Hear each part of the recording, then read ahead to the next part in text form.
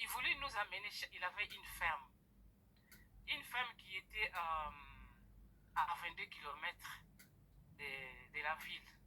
Alors quand on avait les vacances, il nous obligeait d'aller.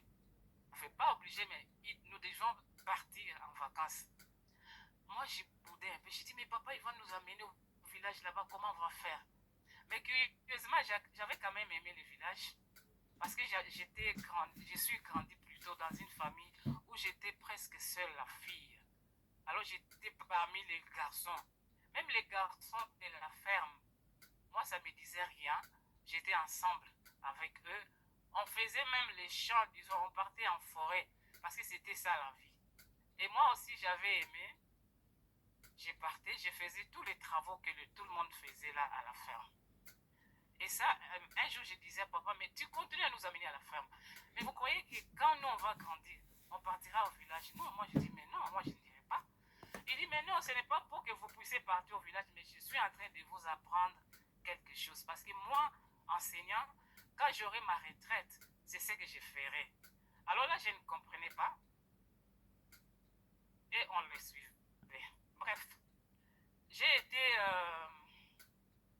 j'ai travaillé dans un organisme international allemande. Là, j'ai travaillé pour les femmes. J'ai encadré les femmes. Et c'est ce qui m'avait amené aussi à faire beaucoup de voyages internationaux. Parce que j'ai défendu la cause de la femme. Le statut de la femme, il fallait partir, assister à plusieurs conférences internationales qui parlaient de la femme. Et chaque pays devait faire un rapport. On avait commencé à Beijing. On est parti à New York plusieurs fois. Bref, voilà, j'ai encadré les femmes. En dehors de ça, j'ai été d'abord députée. Pourquoi? Parce que tout ce que je faisais, c'est pour encadrer les femmes, c'est pour parler à tout le monde. Alors je disais, mais c'est le même travail que moi je faisais quand j'étais dans les associations, dans la société civile.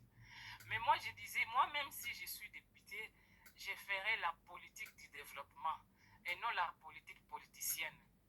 Et c'est ce que j'avais fait. Mais j'étais très combattu parce qu'il me disait, mais ça, ce n'est pas la politique que tu es en train de faire, ça, c'est le social.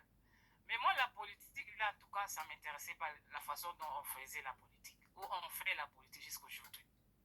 Et c'est ce qui a fait que je suis arrivé même à créer des écoles. Parce que quand j'ai circulé dans les villages, je voyais comment les enfants souffraient. Il fallait partir plus loin pour étudier, surtout les filles. Les filles n'avaient même pas l'occasion d'étudier. Au village, on disait à la fille, mais non, toi, il suffit seulement de trouver un mari et ça s'arrête là. Alors moi, je disais, mais pourquoi ne pas donner la chance à ces filles-là?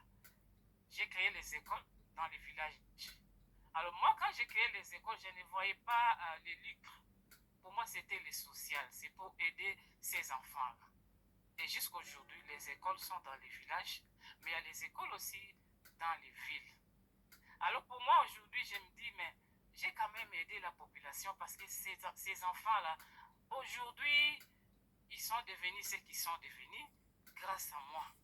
Parce que si je n'avais pas créé ces écoles dans les fins